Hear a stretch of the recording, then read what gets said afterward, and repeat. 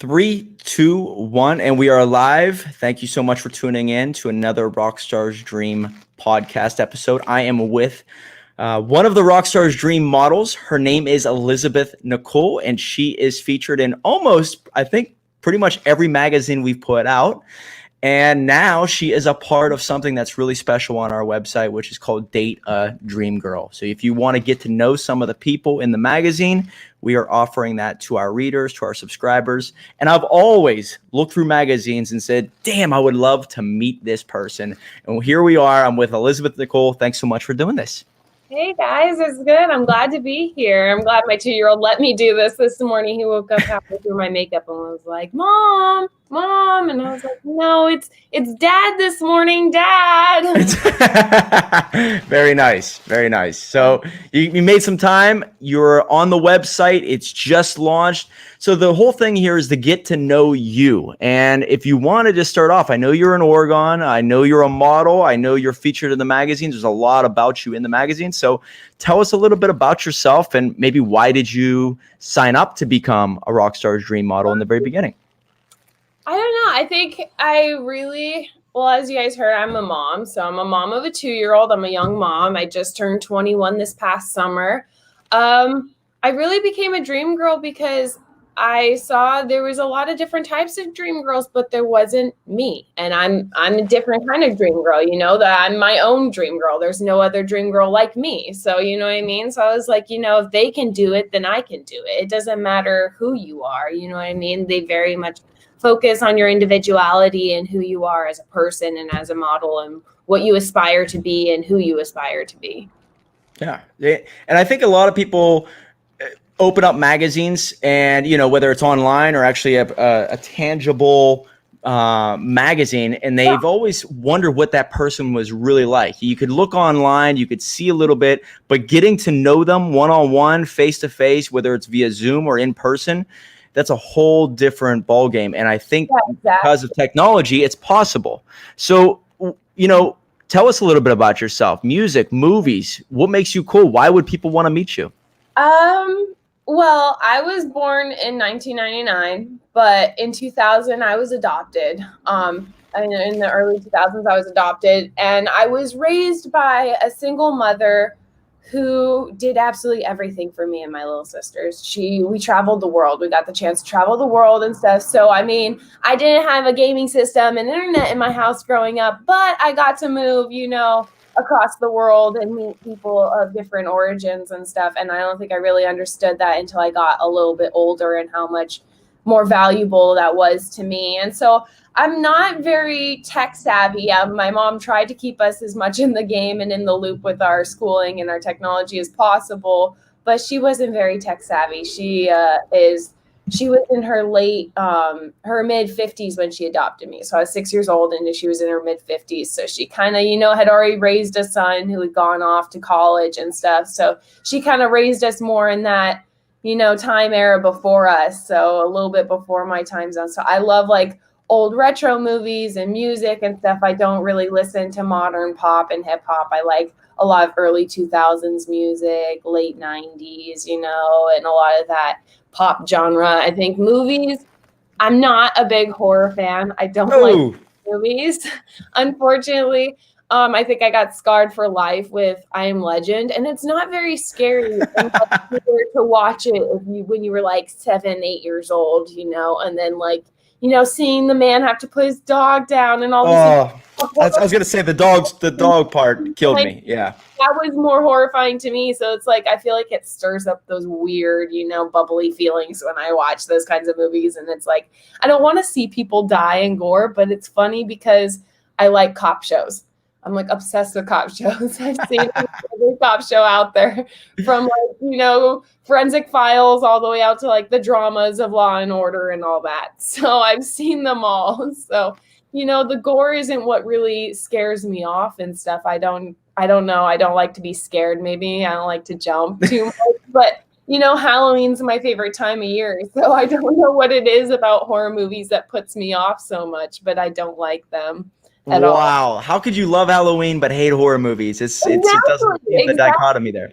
I mean, I'll go through the haunted corn maze. I'll go through the haunted houses. I don't have an issue with any of that, but I can't sit through a horror movie. I don't like it. My little sister loves them. She saw Annabelle like 15 times before it was even out of theaters. So I was like, that's a little bit much for me. Loves Halloween, doesn't like horror movies. Now, what's your sign? Everybody, people get to know each other, I'm a big believer in this. I am a Gemini. I don't know if this one's on my profile. This was my first tattoo. Oh, I'm a Gemini. nice. Okay. I'm a Leo, so we're hard to get along with. Geminis, I think, are easy, aren't they? They're easy to get along with. Oh no, we are very much a turmoil mix of good and bad. Uh-oh. I have my good days, I have my bad days. I am very much all over the place. I am a hot mess. That is a good way to describe me. I am definitely a hot mess. Are you a traveler now? Are you more of a homebody? Tell us a little bit about. Are you more of an adventure seeker? Are you, since you've done it already, you've done enough traveling, it's time to just stay in Oregon and California and just not lived in a place for more than a year. I think this past year we've really put down roots with my son and my family being a little bit closer, and my son's father's family and my fiance's family being a little bit closer. We moved to California a little bit after the campfire because they were almost victims. They were definitely traumatic victims of the campfire. He grew up in Paradise, so that was a very traumatic thing to watch his hometown burn from another state and then have his family go through some turmoil. So we came back for some support and stuff, and with all these August fires coming up and all the complex bringing up a lot of mixed feelings for a lot of people, it's really nice to be home and close to home and there to support the families and those who need it here in Northern California. So Well, before we jumped on the video here, you were talking about you just want to get to meet cool people. Tell me a little bit about, like, when you classify like your tribe or who really vibes with you, what's that person like? I mean, are they into a certain music, movies? They have a certain personality? They easygoing? Who do you vibe with? I try to vibe with a lot of people. My lifestyle is my lifestyle. It's nobody else's lifestyle. My life is my life. What I do day to day is nobody else does day to day exactly the same. They may have a similar schedule to me, but nobody lives their life day to day the same way I do. So I try not to push my tribe and my lifestyle on everybody else. So my tribe is very mixed. I run a local mom group for a lot of different moms. You can come say hi. Yeah. Hey, what's up? Yeah, little man. Okay. I run a mom group in Northern California. I was very blessed with a 2-year-old young, but I was discouraged by no, he's fine, Michael, leave him.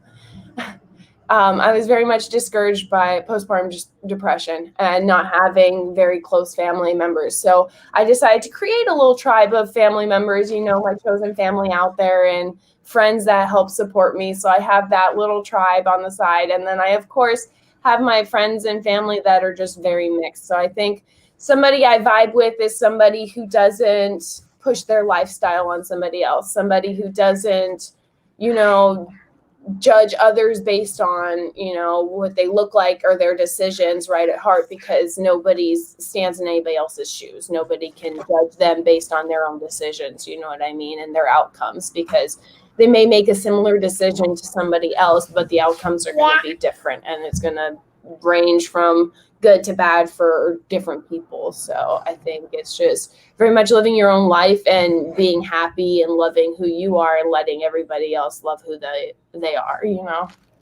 I've noticed through everything you put out there, the love of entrepreneurship. You are really involved with the Rockstar's Dream Lingerie, with Nikki, who's running the Rockstar's Dream Lingerie. Do you have a passion towards entrepreneurship?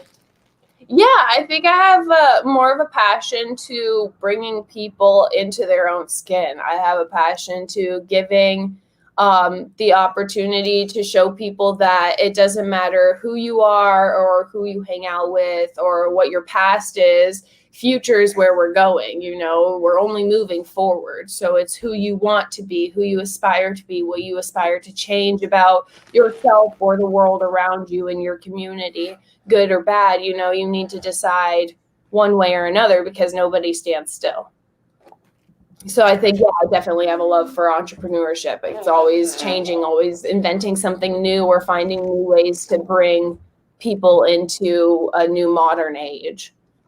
And I love how you said, gets people comfortable with their own skin. Maybe it exposes something of themselves they didn't even realize, or it just keeps people pushing forward to a better version of themselves, which is exactly what's happening with a lot of the Rockstar's Dream models. They're pushing the boundaries, creating their own tribes, and making money along the way.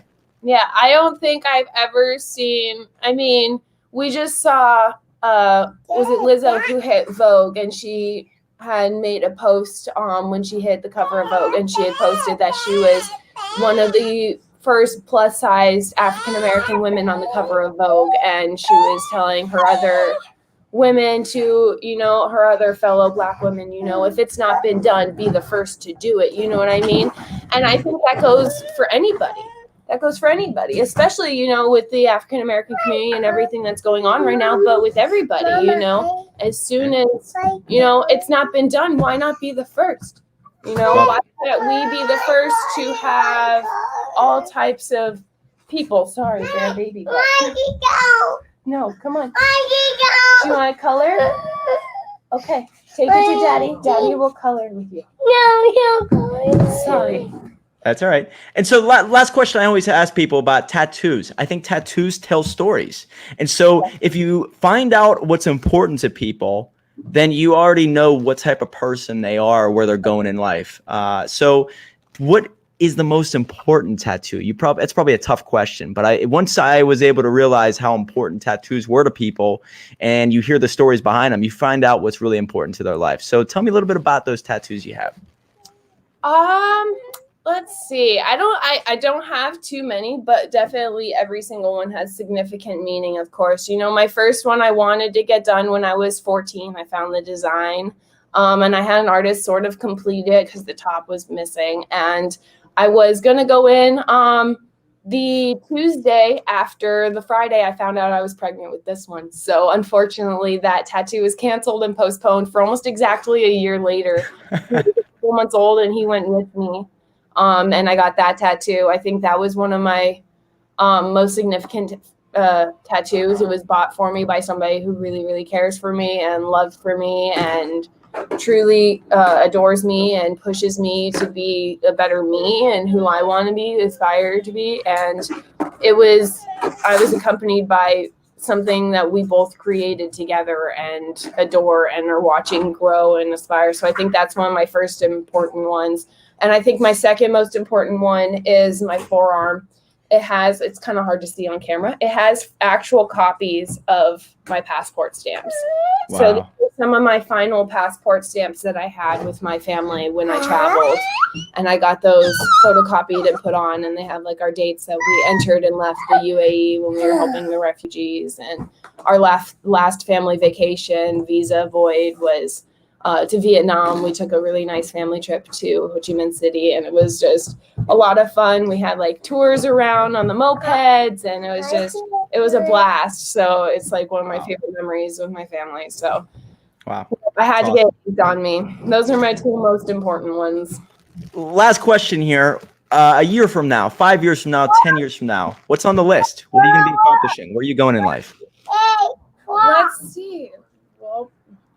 Well, this one's gonna be, I always have to think I'm definitely gonna be a mom 5-10 years from now. That's one of my first priorities. I'm going to be the best mom I can be for whoever he decides to be when he's, 11, 12, going into his high school years, really finding who he is. But a personal goal, I really hope I can start. I want to start a little kind of entrepreneur business. Honestly, I want to start a little modeling company. Nice. Not per se a modeling company, more of a group of women, kind of like Rockstar Dream, to come together and find ways to get ourselves out there and to bring more of a mentorship to younger aspiring models that, are a little scared of the industry for whatever reason that society has made them scared of. Some of those girls who look at the angels and are like, I don't want to be, those plastic dolls, but I want to be a lingerie model. How do I do that?